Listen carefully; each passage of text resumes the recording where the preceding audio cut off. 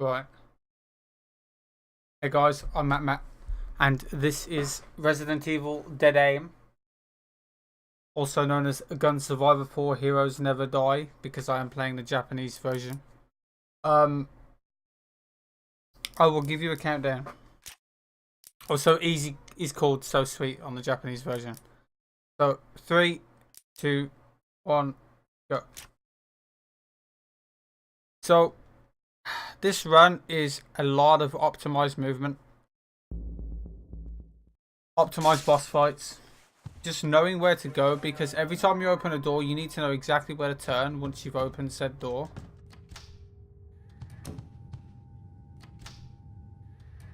I'll try my best to explain everything, but it's very hard to talk and be able to play because of how much I have to remember where to turn so I don't go the wrong way, because there is some parts of this game that is actually really confusing. So I'm pretty sure this is the last entry in the Gun Survivor series. I'm not sure. Don't quote me on that. I have no idea.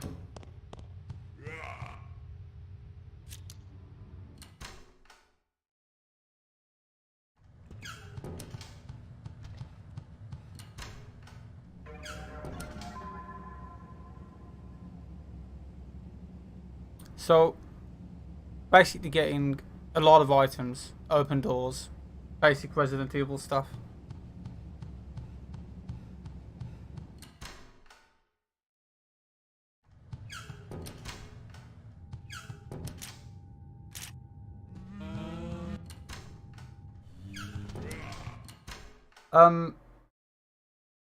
What could I try to explain?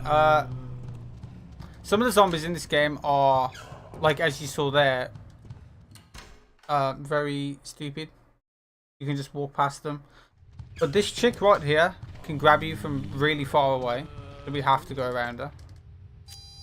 You can avoid grabs by ducking, which you'll be seeing me do a few times throughout the run.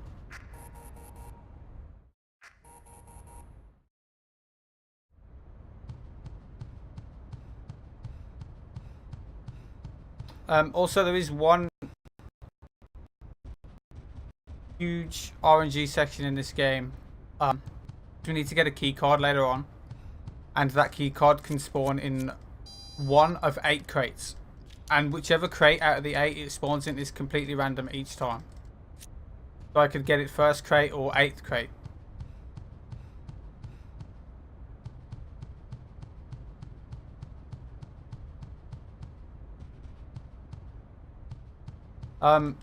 If anyone's played this game, you'll know that the movement is kind of clunky. I think it was the first Resident Evil game that had the camera follow you from behind, but you can't turn the camera. All the movement in this game is done on the left stick. You cannot change the camera. We only use the right stick for actually aiming. And if you didn't know, since it's a Gun Survivor game, aiming is in first person.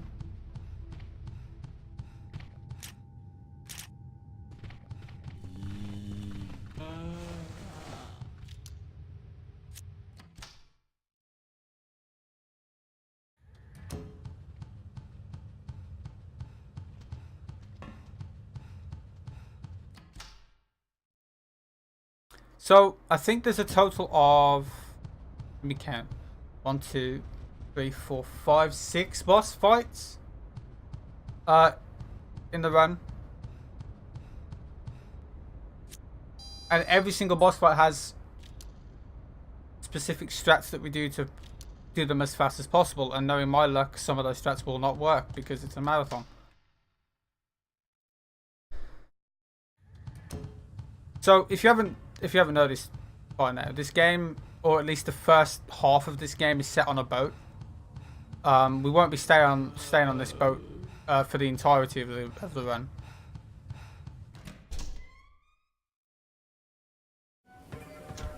Because as with all boats, they crash and blow up.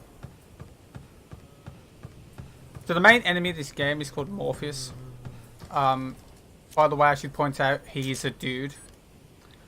I point that out because he doesn't stay a dude for very long, which is I don't get it myself, but it's probably explained somewhere in the game's lore. This game has any of that.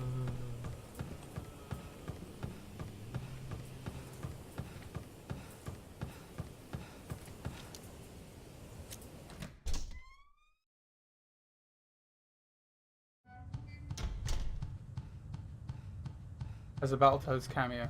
You talking about the hunters? I assume that's who you're talking about.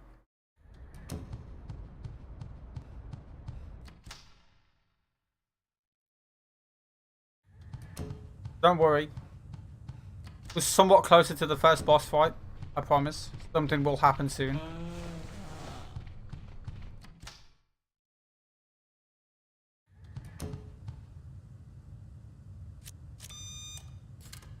So basically in this game, getting world record just depends on good movement, good boss fights, and first try keycard.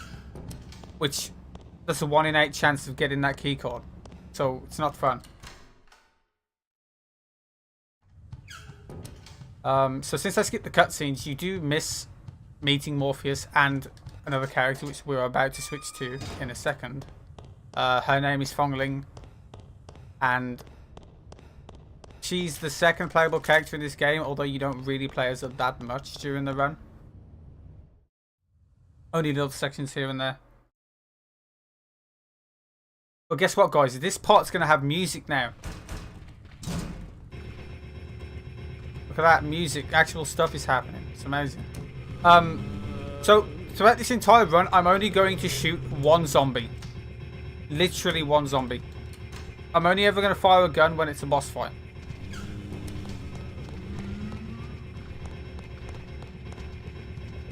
Because shooting zombies is slow. And there isn't a section in this game that requires you to kill zombies in order to progress. Oh, actually, no. I shoot 4. Actually, I lied. But those ones don't really count.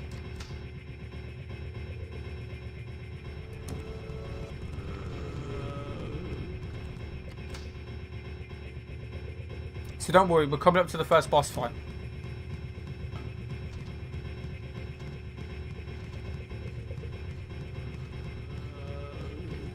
Something interesting is about to happen.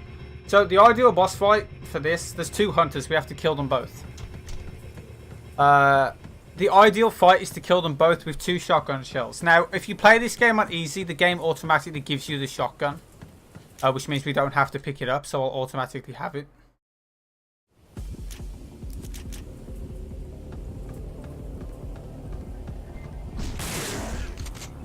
Oh, he died in 1, okay.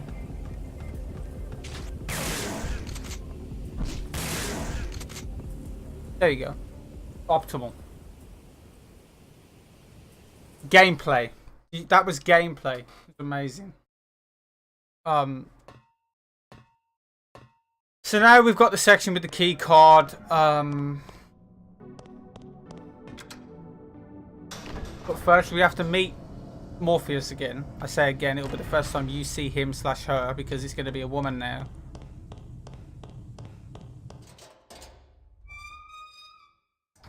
On normal, they take 3 shotgun shells each, usually. And on hard, I actually don't remember. I've only ran normal and easy. I would have submitted normal to the marathon because it's a bit more interesting, but there's like a chokehold point during the run where if a part fails, I won't have enough ammo to continue. So I literally can't finish the run with the route that I use, so I didn't submit that. But easy's good enough.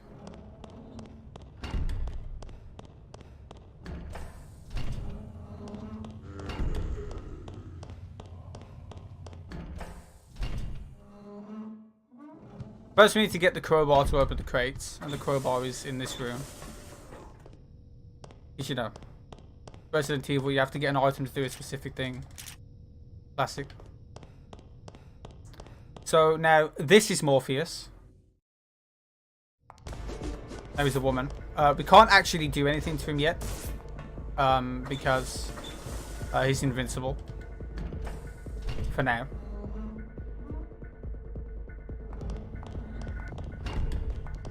So here we go. Oh, excuse me. Okay. Didn't open the door for some reason.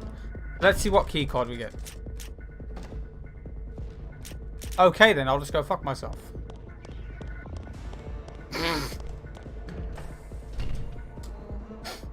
Well, it's very, very rare you get it on the first crate, so I will take that.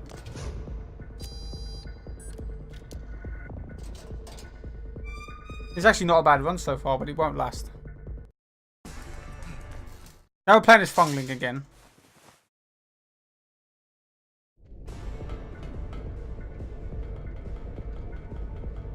For literally just this entirety of this room. Because, you know, story reasons.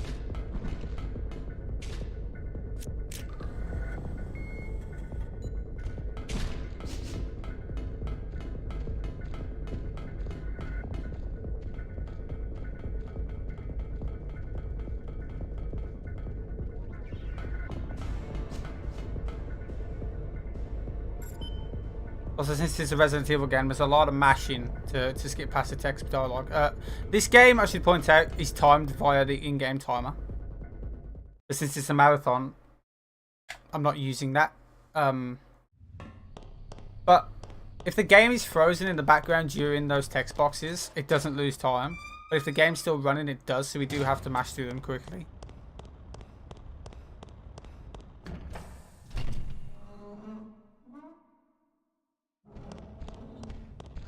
This guy can sometimes hit me like that. It's very rare that he does, but he can hit you. Okay.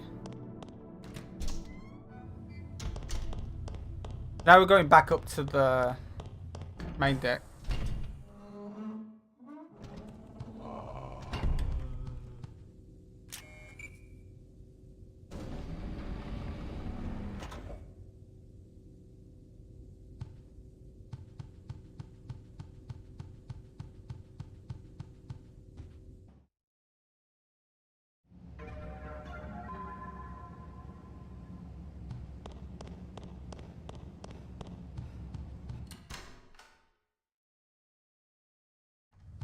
And since the reason I say you have to remember what you're doing in this game is because you do go to a lot of the same areas a bunch of times throughout the run. You need to know what part of the game you're actually in. Which is why I first started the game, commentating on it or talking over it. It was very hard for me because I'd always go the wrong way. But I've played this game so much now, it's not a problem. Usually. So this is going to be the first time I actually shoot a zombie. This is the one I thought it was going to be the only zombie I shoot, but it's not. There's some towards the end. But I need to kill him because... Well, I need to knock him down. Because I need to get in here and get his gun. Gun is very important. Oh, he's getting up really quickly. That's not good. Oh, wow. Look at that. I was miles away from him and he still grabbed me. Okay. So how fast he actually gets up is completely orangey as well. So now we've got the Tyrant Boss. This boss can either be super quick and literally be over in about 2 seconds, or he will screw me over and I'm going to have to dance with him for a bit. But we'll see how it goes.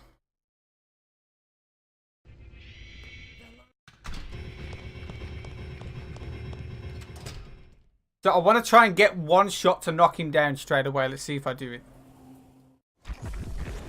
Nope, because every single time I've done this the past few days, he just literally is nowhere in sight. Okay. You attacked me.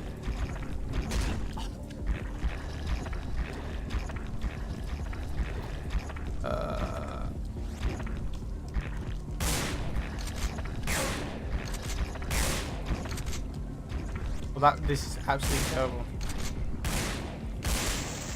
So what I wanted to do was that first shot was meant to shoot him in the back and he was meant to drop down like that.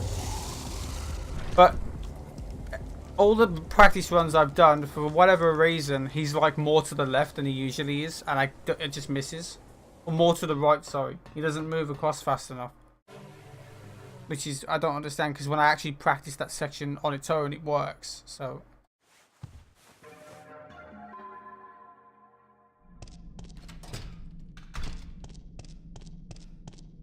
But that's fine.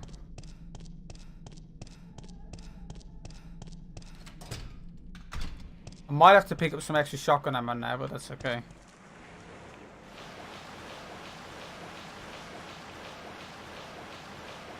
So I should have pointed out, we're not on the ship anymore now. After that boss fight, the ship crashed and blew up.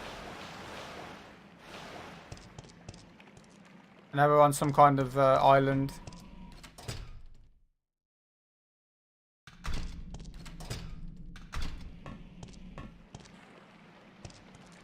Hello there, Oscari.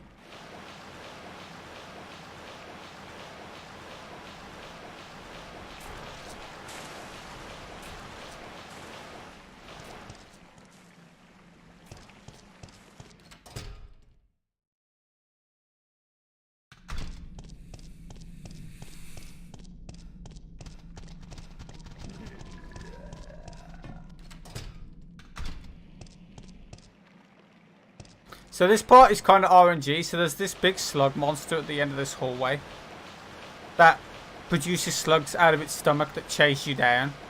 And it's completely random how many actually chase you. Okay, so 1. Sometimes you can get hit 4 to 5 times there. Usually it's 4 if it's the worst it can be. But he only hit me once, so that's okay. And now we're playing as Fong Ling again.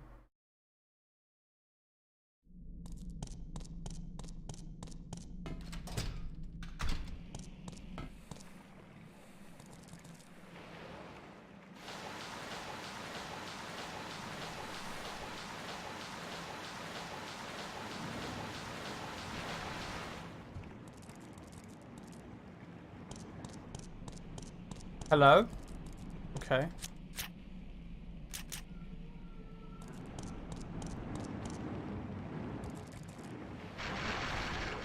Sometimes the inputs in this game are really weird. I don't know why I didn't pick up the key.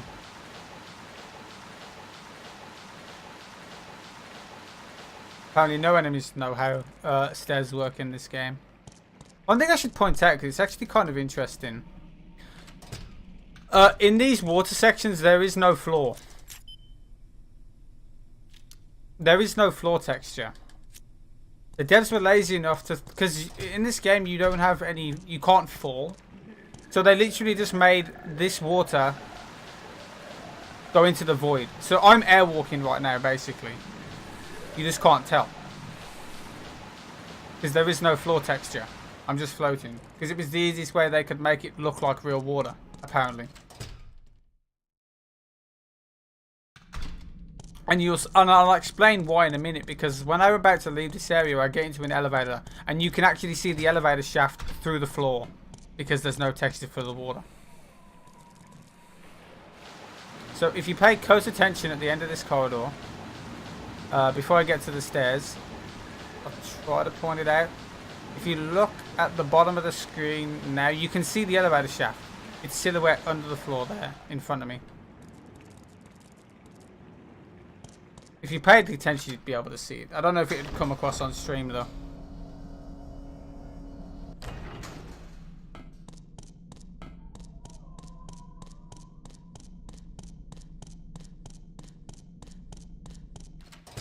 Now we're going back to Bruce again. This section is probably one of the most confusing in the entire game, because every single part of this looks exactly the same.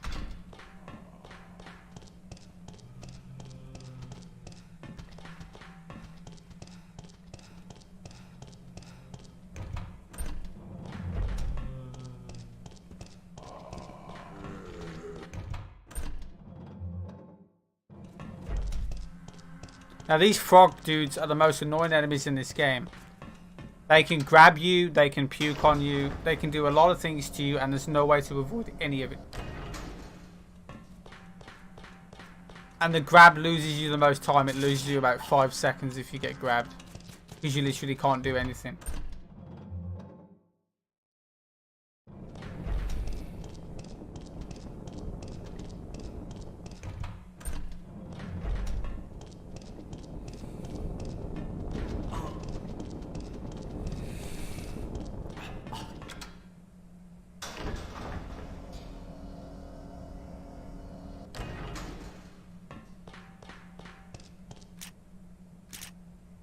More key cards.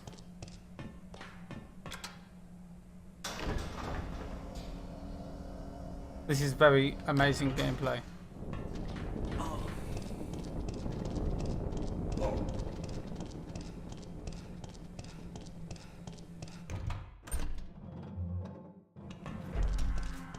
And there's the grab. This is the grab that you can't avoid, and it's completely random if they do it or not.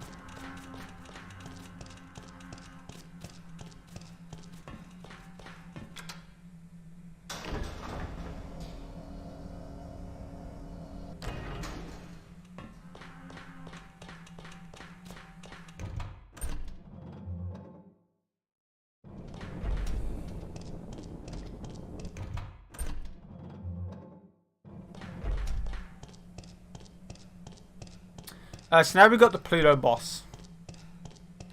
It's this big guy. That's a very big guy. I just hope I don't mess it up, because I need to do a bunch of dodges during the fight.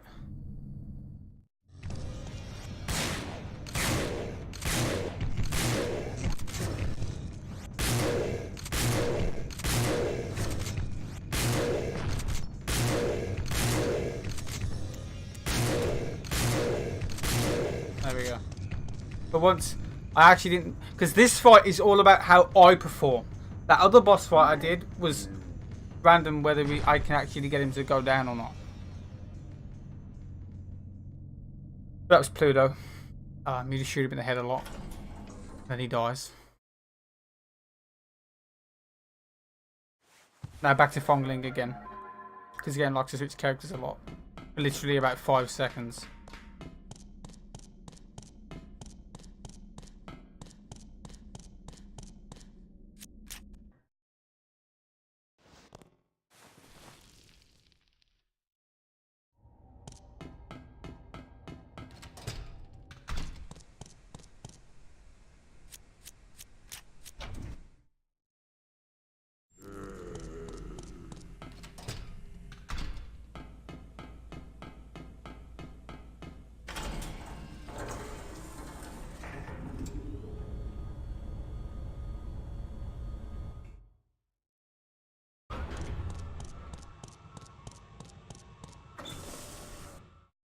See, that was it, the entire Fongling section. Now we're going back to Bruce. So Fongling's been kidnapped now by Morpheus, and now we have to go and save her. But first we need to get a key card as usual. This enemy can be annoying. Sometimes he'll grab me. I want to try and dodge his attack. And okay. I held down the button, but didn't work apparently.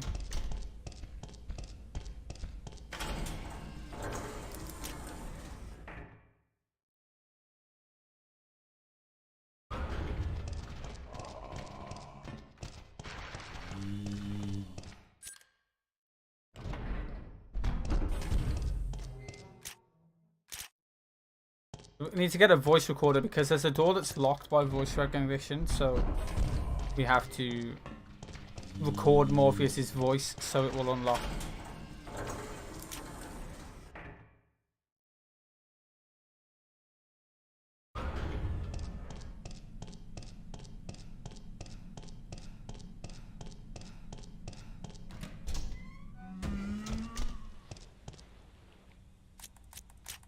Because thou hast obeyed my voice. I promise that what I'm going to do after this one, that it's a lot more interesting. There's a lot more to explain.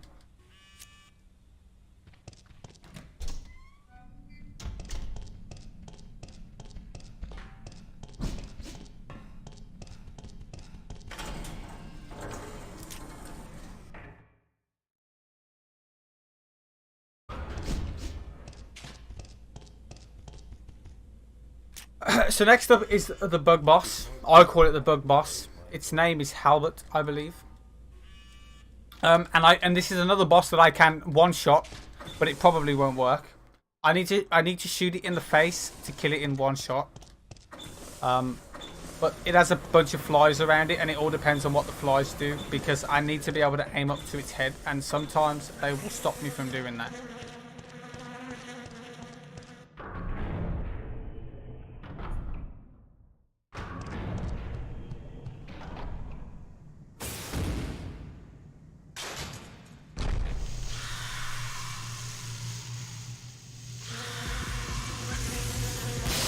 And I got it. Yay, I did something right. Imagine that. So that was a boss fight, pretty trivial. Now we get the big electric gun. This is the gun that we use to be able to defeat Morpheus for the first time. And we use it here to kill these guys. These are the other zombies I kill, because these guys get in my way. And it is key.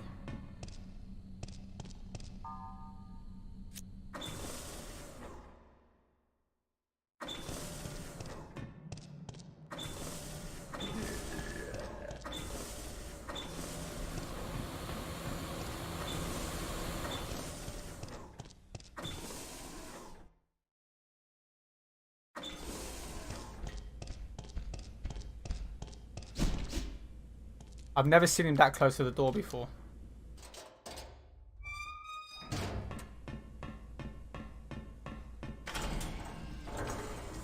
Now we're going to save Fong Ling. And we'll be going to doing the first Morpheus fight where we can actually shoot him, but it's going to be very trivial as well, because this fight has a glitch which abuses the AI. So we can make the AI get stuck and make it so he can't path to us.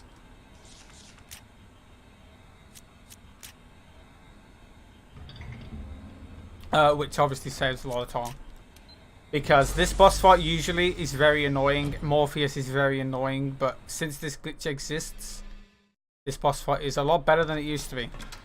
So right here, I'm going to be picking up some more Magnum ammo, which is the actual first time I picked some up, apart from where I picked up the gun. And it's right on this corner. So I need to turn into this corner and mash. I didn't get it. Okay. If I turned quick enough into that corner and mashed fast enough, I would have picked it up without having to turn around. But that's fine. So what I need to do is I need to go a specific path and stand in a specific spot. And if I do that, Morpheus won't be able to fly and jump towards me and do all of his amazing tricks to attack me. So I need to stand right here. Now he'll just walk towards me and backflip.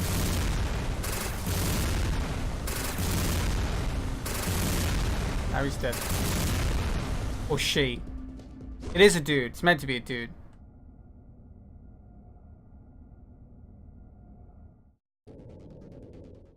Okay, so now we're on the final stretch of the game.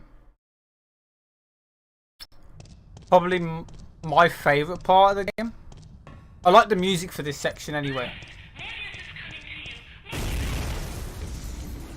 So that's Morpheus again. Now he's a big blob. Now when I was a kid, this fight was really hard. And I could never finish this game because this fight was very difficult, but now it's very trivial, especially with the Magnum. Now you'll probably think to yourself, you picked up the Magnum but you haven't used it yet. I literally use it just for this boss fight.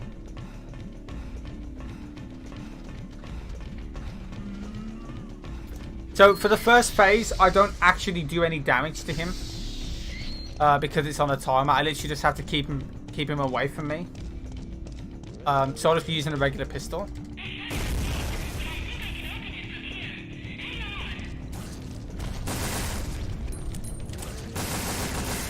So I want to make him go backwards 3 times.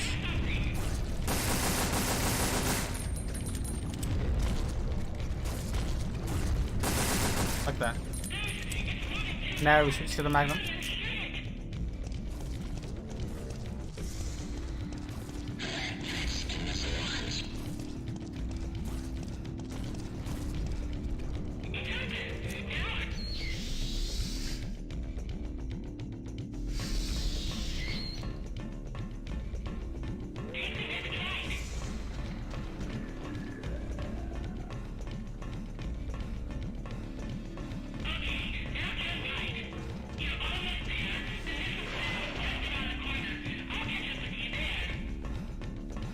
So, get ready on time, by the way. As long as I don't miss and suck at aiming. I'm going to play this safe and get a bit close. Usually I wouldn't get closer to him before I shoot, but I'm going to.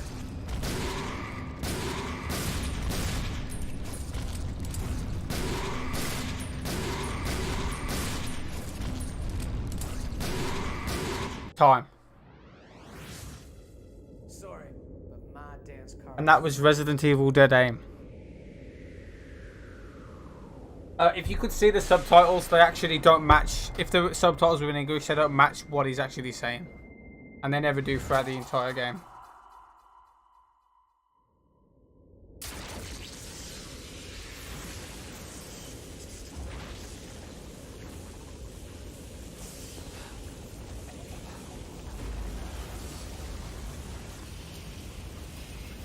I'll skip these cutscenes just so we can see the in-game time, which is what counts. 2054. Most of that time lost was from the Tyrant, because the run was pretty good apart from that. Yeah, that was Resident Evil Dead Aim, guys. I hope you enjoyed